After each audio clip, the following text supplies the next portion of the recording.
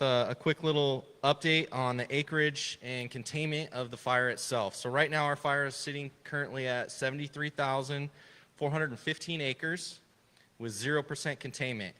We have 1,118 personnel assigned to the incident right now.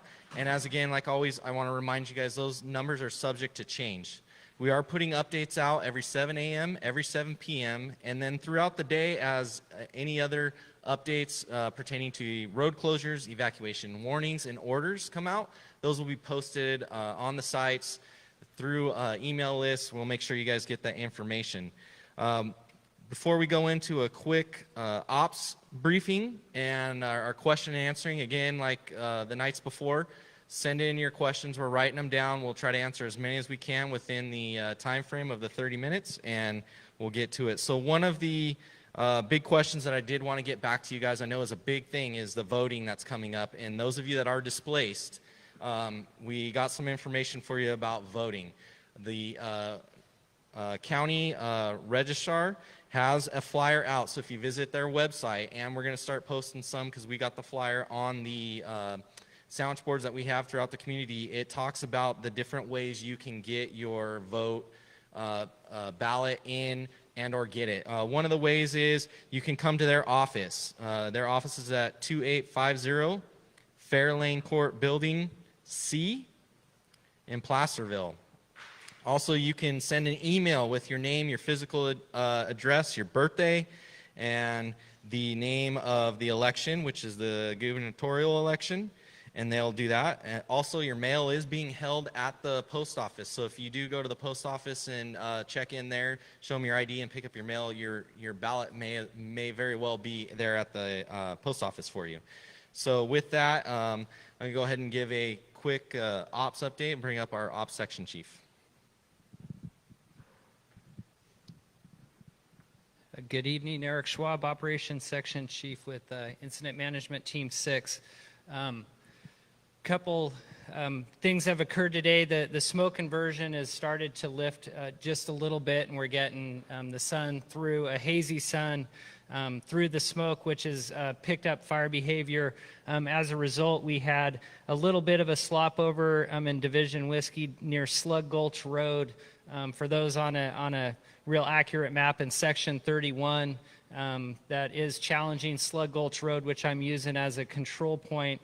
We're currently working that with 4 Type 1 helicopters and fixed-wing aircraft, and I'm expecting that we will hold that slop over in place. Moving into Division Alpha, again, tactical patrols, there's just a ton of work in here, and continued mop up. We have a lot of direct, indirect line on here. A lot of this is plumbed in this straight flank line from the branch break, Division Alpha, up pretty high to Division Delta. I'm hoping to use as primary direct control line. Division Delta, we constructed and are holding a direct piece of line from the MET Mormon Immigrant Trail down to Highway 50, and back here where the fire is touching the Mormon Immigrant Trail, we initiated a firing plan today that is taking that fire back to the west on the Mormon Immigrant Trail and tying into Ferrari Mill Road. The expectation there is to stop spread of the fire towards Pollock Pines. We will hang it up at Ferrari Mill Road in anticipation of tomorrow's wind event to make sure the fire doesn't come around Sly Park Road. It'll sit right there until we continue moving on with that. Ton of resources in Division Foxtrot and Division Hotel today. These resources are all the way up Highway 50, doing structure prep around homes and the cabins that are up Highway 50, and the same thing up here on the top on the plateau. Lots of resources up here doing structure prep on the cabins and infrastructure that's up top. And again, down at the heel, Division Uniform, Division Tango, Division Romeo, continued mop up in there. Couple of big events that have occurred today. Number one, at 15:30 today, Highway 50 was closed eastbound and westbound at Sly Park down to all the way to Meyers. We started to receive some debris falling down onto the freeway that was making it dangerous for cars to pass because the fire is so close.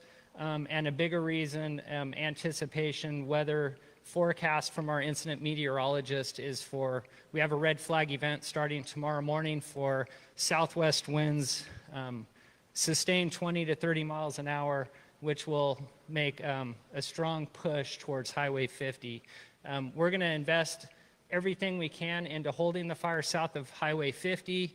In the local unit here, Amador, El Dorado, and working with the El Dorado National Forest, we've spent a lot of time on a fuel reduction project, FA50 it's called, doing a lot of thinning from Icehouse Road all the way up. So we're hoping that gives us a chance to hold that fire on Highway 50. With that, end report. Thank you.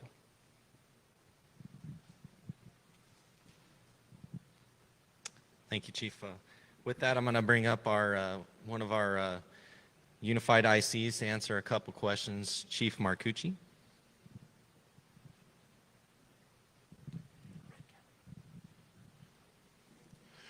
Good evening. My name is Mike Marcucci. I'm one of the Unified Incident Commanders here for the Caldor incident, representing CAL FIRE Incident Management Team 6.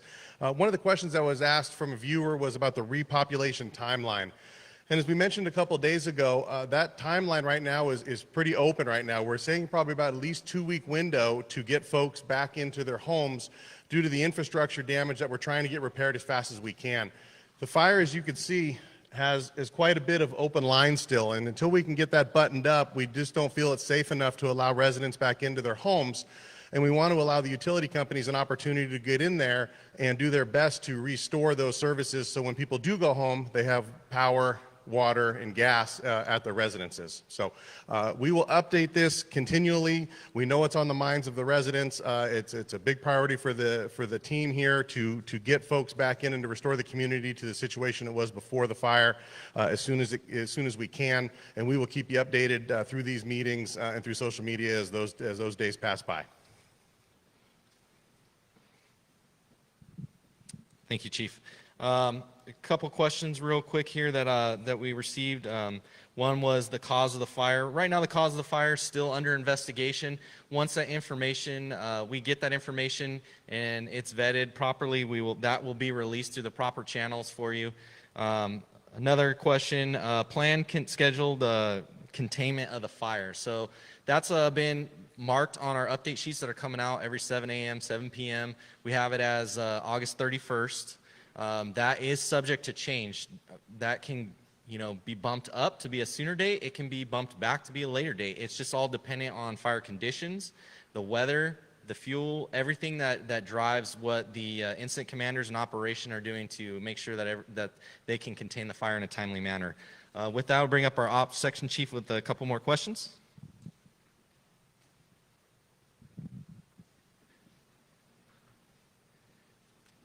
Okay.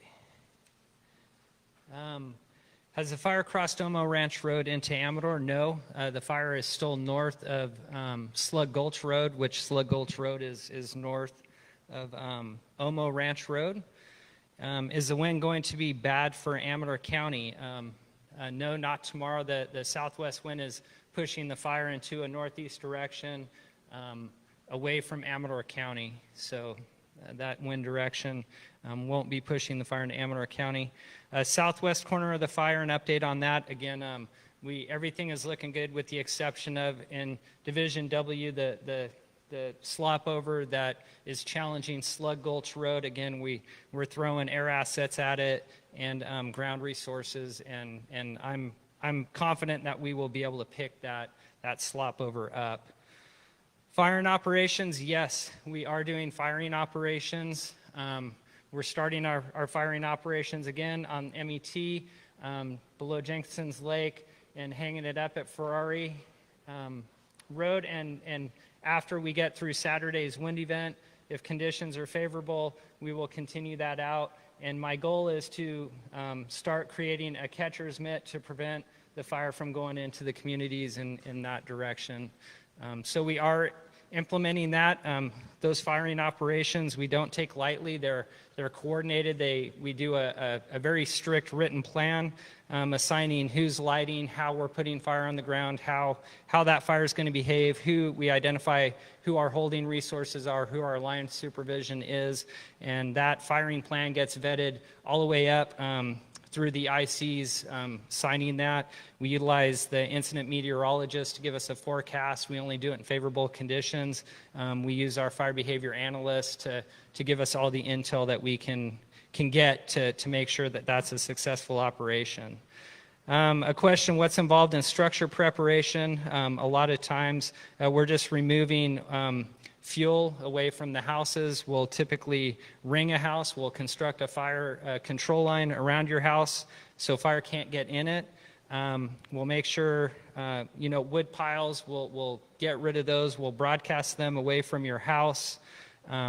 Anything we can do to fireproof that house up to and involving in extreme circumstances, ring firing the house, so we'll actually set a fire around the structure and then we will extinguish that fire to create a black line around the structure. So that's typically what that involves. Talked about the northern part of the fire. The one additional thing that I will touch on is with the closure of Highway 50 today, we also extended the evacuation order eastbound to include Kybers and Strawberry. They are right in alignment with this wind event that's going to occur, and hence I have about, probably 150 folks and resources doing structure defense along the structures up Highway 50 there. Thank you. Thank you, Chief. One of the questions was to go over the most recent evac orders and warnings. So those that came out for you, we'll go over those. So the road closures, as the ops chief was talking about, was Highway 50 in both directions. Right here in the head of the fire, we have that down. So Highway 50, both directions, from Sly Park Road exit to Twin Bridges. So that's going to be closed in that section, right? And as it said, the evacuation order is extended. So the following evacuation orders were extended from the evacuation order line at Twin Bridges, east to Echo Summit, and from Highway 50 south to the Amador and Alpine County lines, and north to the Placer County line. So that's going to cover that whole area of the El Dorado Forest that was in a closure. That's moving to that evacuation order. With that, our warnings, I'm sorry. So evacuation orders. Silver Fork in Kybers, east to Twin Bridges. So anybody that is in Kybers, east to Twin Bridges, with that order, we're asking you to follow the exit plan that CHP has in place, which is you're going to evacuate to the east into the Tahoe Basin to make that. And anybody west of Kybers, we're asking that you evacuate west into Placerville. Okay. So with that, north and south of the line, extending from Twin Bridges to Placer County line and south to the Amador County line. Right. So road closures, we went over that, went over the evacuation orders. There's some more coming for Amador County that we'll be going over. And with that, we're going to bring up our El Dorado County Sheriff Representative, Sergeant Palmberg. Thank you. Sergeant Palmberg, PIO, El Dorado County Sheriff's Office. A couple questions here regarding Code Red. As we've gone over several times in the last few days during these community meetings, you register for Code Red on the El Dorado County Sheriff's Office website. There is a quick link there on the home page to register for, I believe it says emergency notifications. Obviously, you want to review your order, make sure you have your registration, make sure you have the correct address. You can activate your Wi-Fi phone if you want it to be linked to your phone. Provide an email address. That is ultimately how the best way to register for Code Red. Another question regarding Code Red: what form of communication will advise when evacuation orders lift? So one form of communication is through our Code Red system. You will receive a message. However you receive the evacuation order, you will receive that in the same fashion, via text, message as well as email. So we will be putting that out when we do any sort of repopulation. Another question is, please specify the evacuation order regarding if it includes Omo Ranch, Mount Auckham to Fairplay. No, those areas were in evacuation warning status. They are still in evacuation warning status. As the prior speaker, Ryan, mentioned, the evacuation orders in place today, the actual orders to evacuate, we currently have deputies and officers out there right now evacuating, is from Kybers on Highway 50, headed east to Twin Bridges, and that whole area from Highway 50 north to the Placer County line, as well as south to the Amador County line. That is the only new evacuation order. And the evacuation warning has extended from Twin Bridges to the Echo Summit, north to Placer County, south to the Amador Alpine County line. Thank you. Thank you, sir. And I'd like to apologize. When I was up here, I talked about the evacuations in Amador County. So those are just evacuation warnings. And I don't have the terminology or the location in front of me. I know it was already released by Amador County Sheriff, but it basically is down here on the bottom, and it's just going to encompass this little area here where the order continued in El Dorado County. We're just surrounding the bottom of it with a warning to let everybody know just in case. With that, I'd like to bring up our Ops Section Chief with a couple more questions. Okay, I was asked what a slop-over was. A slop-over is an area of the fire that comes out of our established control line. That's our term for it, and that is what has occurred in Division W that we're currently trying to attack. Has power been shut off in the evacuation areas? Some of the areas, yes, that have been impacted by the fire that are evacuated, the power is off in those areas. In other areas, in evacuation warning areas and some of the ordered evac areas, the power has not been turned off. Specifically, if folks are inquiring if has the power been turned off along the Highway 50, the new evacuation orders, no, we have not requested that PG&E turn that power off yet. Question, has the fire jumped the Consumnes River? The fire is well established in two forks of the Consumnes River on both sides of the river. Currently, it has been for several days. It's in that river system, which is a pretty incredible drainage system. And then a question about the threat. So when we issue evacuation orders and warnings, that we issue those because there is a threat, there is a potential there, and we don't take those lightly when we ask folks to leave. So yes, if there is an order or a warning, please take those serious, particularly under a red flag event. This fire a couple of days ago made a 20,000 acre run to the north and to the east under our normal diurnal conditions, meaning the normal weather that we see up in this area typically every day during the summer. This red flag event is an extreme event, and if it comes to fruition, we will see rapid fire growth and spread. So please, if you are asked to evacuate, please do so. Thank you. Thank you, Chief. We have some questions for our local forest, and with that, I'll bring up our Deputy IC for our Unified IC for the Forest Service. Thank you. Good evening. Ben Newbern, Unified IC with the U.S. Forest Service.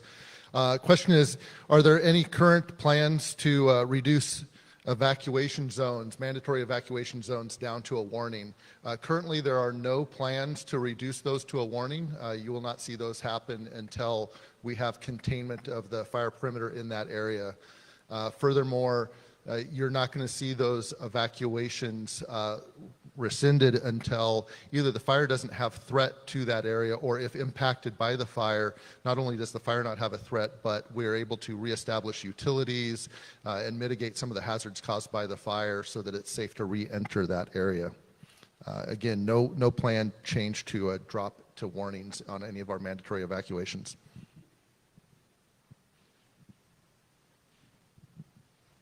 Thank you, sir. With that, I do have some of the Amador County evacuation warnings, so we'll go over those for you. So you have the most up-to-date information. So the Amador County evacuation warnings are as follows. These are the new ones. South of the El Dorado Amador County line with the western border of Highway 88 due south to the east end of Salt Springs Reservoir. Southern border of the Calaveras County line. Eastern border of the Alpine County line. So that encompasses that area that I was talking about down in here for that warning. With that, I'd like to bring up our Ops Section Chief for a couple more questions, then we'll move into closing comments. Okay. Question was asked, what's the difference between having established control lines and having it partially contained? So containment is a term that we use as a number represented by a percentage of how much control line we have around a fire. So control line is the actual line that we're using and hoping that the fire does not cross. That's control line. Containment is what percentage of our fire has containment. Currently our fire is at 0% containment. I'm hoping that's going to change a little bit tomorrow for us. And then how does a decision get made to use water versus retardant? We use water direct on the fire's edge. It's an extinguishing agent. We use retardant when we're out taking advantage of topographical features such as ridge lines and stuff. We'll pre-treat those before the fire hits it or prior to us doing firing operations. And the retardant actually will still be effective when it dries up and the water content is out of it. It's still effective, many days after it's been applied. Thank you. Thank you, Chief. With that, I'll bring up our Deputy IC, Chief Marcucci, for some closing comments. Thank you. Good evening again, everybody. Mike Marcucci, Incident Commander for Incident Management Team 6. Just to wrap this up, I want to thank everybody for joining in here. This is a great medium to get some information across. I do want to reiterate a couple of things that were said here tonight. The first one is heeding those evacuation warnings and orders. If you are in an evacuation order, please evacuate. It's one less thing that the firefighters out there have to worry about. Is if you are not there, we don't have to worry about your life safety. So that leaves property and the environment at the top of our list. If you are still in your residence in an evacuated, ordered area, then we do have to make sure that you are out when the fire does actually come. If you're in a warning, it's a great time to start looking at that Ready, Set, Go campaign that we have that CAL FIRE has worked on as well. Have your plan to go. Have somewhere to go. Have your bag packed, your valuables located. When the fire approaches is not the time to try to figure that out. So that would be the takeaway from this. If you're in a warning, is to be ready to go if that turns into an order. As you've heard, we have some weather changing tomorrow on our fire. We do have some red flag warnings over the fire. Some significant winds going to potentially be surfacing. If that's the case, that large fire spread, that rapid rate of spread can occur, and we may have to change some of those warnings to orders. And so it's imperative that you're ready to go when that happens. We will continue to deliver as much information as we can to the community. We know you have a lot of questions. We will continue to try to answer those to the best of our ability. Thank you again for joining in. Captain Lubin here will provide some additional stats that he provided at the beginning of this broadcast to you, and then we will close it out. Thank you again. Thank you, Chief. And just to reiterate what the Chief was saying, please, as we set out those evacuation warnings and orders, please adhere to them, listen to us. We know it's a difficult thing. There's many of our own within this base camp of all agencies that are within these affected areas, may have lost their homes or know loved ones that have. And so we do understand, we are sympathetic, we do want to get you back as soon as we can, but to do that, we have to get you out so we can provide for that fire protection and get the fire contained in a timely manner. With that, those of you that were coming in late may have missed some of the update of information, and I'd like to go over that with you again to make sure you guys do have the most up-to-date information. So our acreage for the fire is 73,415 acres. We're sitting at 0% containment, and we currently have 1,118 personnel assigned to this incident.